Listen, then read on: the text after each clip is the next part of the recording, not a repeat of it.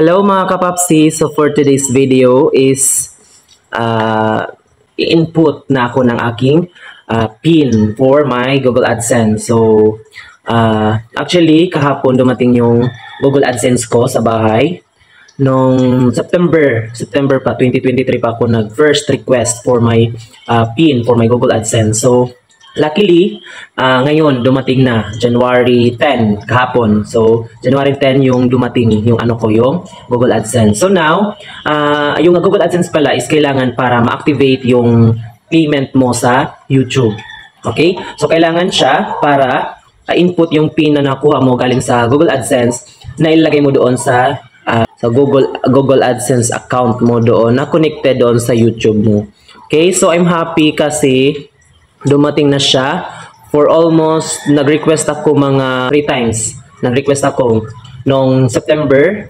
Tapos, mga second request ko nung December. Then, third request ko nung December. Before mag-December, nag-request ako ng second request for my Google PIN. And then, third request ko nung December 18. So, actually, akala ko hindi na pwedeng mag-request ng panibagong PIN kasi nakalagay doon is hanggang 3 attempts na mag-request yung Google AdSense. So, akala ko hindi siya pwede. So, may icon doon na chat icon doon sa Google account natin doon sa YouTube Studio. Mayroon doon makikita na parang parang chat box. Doon na nag-message ako sa kanya. Then ang sabi, on transit pa daw yung Google PIN ko. So nadidetect din doon yung kung kailan yung last request ng PIN.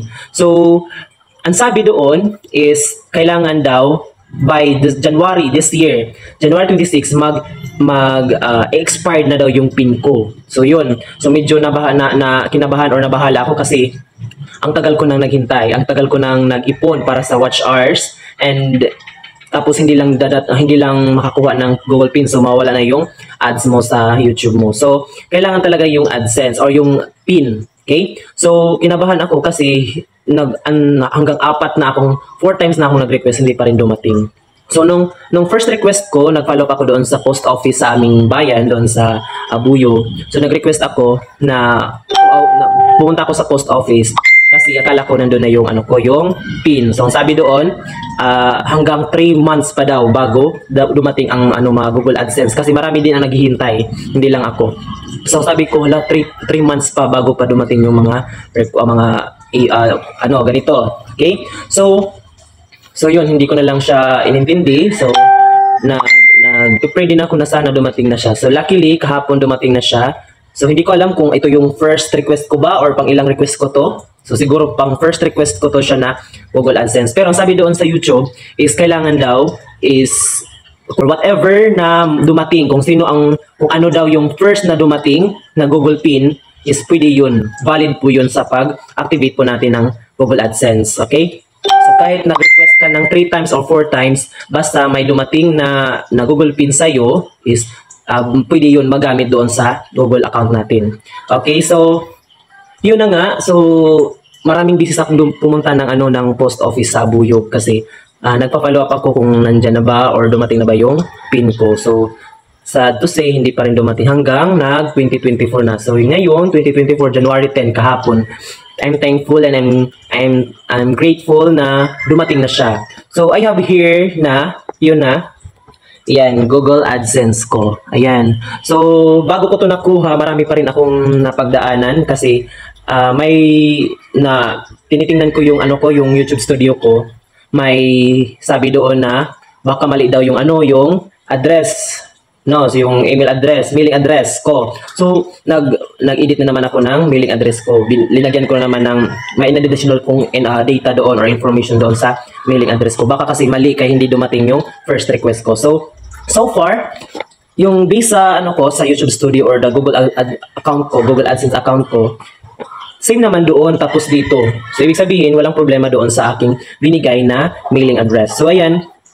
So ito, I'm happy ngayon na i-activate ko na ngayon kasi mag-e-end na, mag-e-expire na siya this coming January 26. So kailangan ko na ma-activate to kasi baka masayang naman kung hindi ma-activate yung yung ano ko, yung ma-cut yung ano ko, yung mga ads ko sa YouTube. So actually meron na po akong mga ads. So I'm waiting na lang dito sa pin para mag-continue na po siya. Then sana maabot ko na yung threshold na $100. So ayan, so try natin i-activate yung ano ko, yung Google AdSense account natin. So ito na. I'm so happy and I'm so grateful talaga na dumating na siya.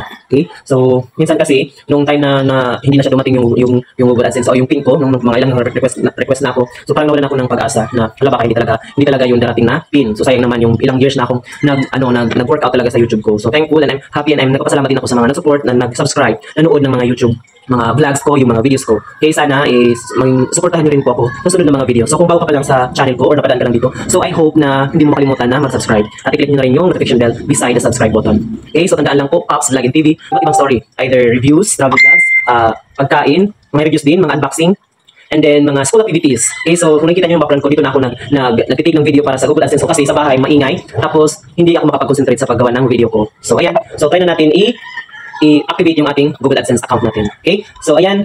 So, keep on watching paano i-activate yung ating Google AdSense. Okay? So, i-input na natin yung PIN. So, ang nakalagay kasi dito is yung PIN, 6-digit PIN na dapat natin ilagay doon sa ating Google AdSense account. Okay? So, ayan. So tingnan natin. Start na natin. So, punta tayo sa ating YouTube account. Ayan. So, ito po yung ating YouTube dashboard. Okay? So, dito na tayo sa YouTube Studio natin, ha? Okay. Punta po tayo doon sa ating punta tayo dito sa Earn. Then, may malalabas dyan na yan, ito sa gilid, yan.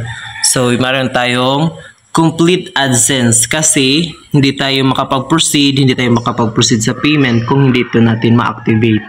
Ayan. So, get paid, action required. So, kailangan talaga natin to. So, we need to confirm our personal information and to complete this AdSense. Okay, to verify your address, your mailed a personal identification number or PIN to enter into AdSense. So ito po yung ko na receive ko. So dapat natin i-input dito sa ating yung i-input natin yung PIN dito sa Google AdSense natin. Then, to enter into AdSense, this required to maintain channel monetization and receive payment. Okay, so hindi po tayo makapag-receive ng payment kung wala po tayong PIN, okay, galing sa YouTube. And then, if you haven't received a PIN yet, consider requesting a new PIN. So, ayan po, palagi po na yan binabasa. Every time po nag-visit ako ng aking dashboard. So, yan, binabasa ko po yun palagi. Yan, hindi natin patagalin. Punta na tayo sa ating complete AdSense. Okay? Okay. So, waiting lang po tayo. Ma-redirect po tayo sa ating Google AdSense account. Ayan po. Medyo kulang pa yung ating account, yung YouTube earning. So, punta pa tayo dito sa baba. Okay, sa payment. Okay, payment. Okay, punta tayo sa payment. So, verification check. Okay. Ayan. So, ayan sa verification check. Since na-activate ko na yung yung identity verification. So, na-complete ko na yung identity verification. Ayan. So, na-complete ko na po siya. So, punta po tayo dito sa baba. Scroll down lang po natin. Ayan. So, mayroon po dito nakalagay na address verification. Okay? So, actually, nung last na nag-request ako ng PIN is January 9, 2024. Last request. So, dumating po yung PIN ko nung January 10 kahapon. Okay? So, kailangan natin ilagay yung PIN na dito na nakalagay, kailangan ilagay natin dito siya. Enter the PIN mailed to your billing address. Okay, yan po. Okay, so kailangan natin siyang ilagay dito yung PIN. Okay, buksan na natin yung yung Google AdSense. Okay, buksan na natin siya. Yan ha. Okay, so meron po nakalagay ditong pangalan. Ayan, may nakalagay itong pangalan. And the important documentation is enclosed. Important documentation enclosed. So meron po dito na na-amaze lang ako dito. From Malaysia pala siya. From Malaysia International Hub. Hindi ko alam kung galing sa Malaysia. Okay? So, buksan lang po natin dito. Okay? Buksan na natin yung ating Google AdSense PIN. Ayan. Okay. akong happy talaga na dumating na siya. Ayan. Okay? So, ito na. Okay, kailangan natin siyang I'm so excited na para makikita ko na siya dito. Okay, so ayan, PIN. So sabi dito, Google AdSense. Your Google AdSense personal identification number or PIN. Welcome to Google AdSense. Your account is set up to receive payments. So hindi pa daw natin na-set up yung payments natin kasi hindi pa naka-input ng PIN. Yet, please follow the instruction to verify your address. Okay, sign into Google AdSense. So nakapag-sign na tayo. Then, verification card on your homepage. Enter the PIN exactly as it appears on the right and click submit. Okay, meron tayo ditong PIN. Okay, nakalagay po dito na PIN. Ayan po. Ayan po dito siya. Ayan. Okay, so ilagay po natin to 6-digit PIN. This code is unique to your account and payment address you want to verify. Please do not share this code. Take note.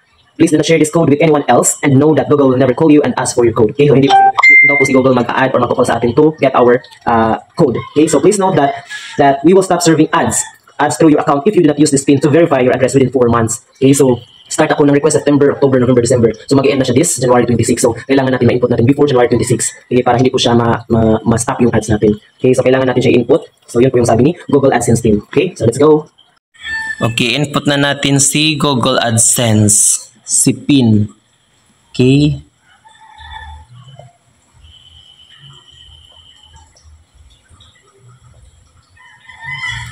Ayan. Okay, yan po, na-input na natin. So, we need to submit.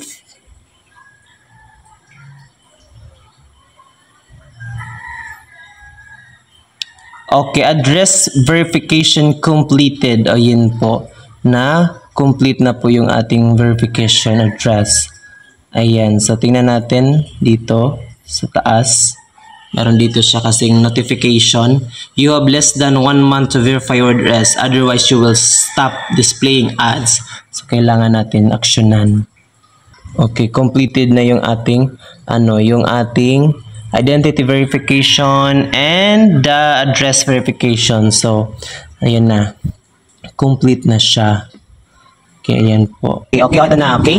So, your earnings, paid monthly, so dapat daw makuha tayo ng $100 yung threshold natin. Okay, para tayo magkaroon ng payment.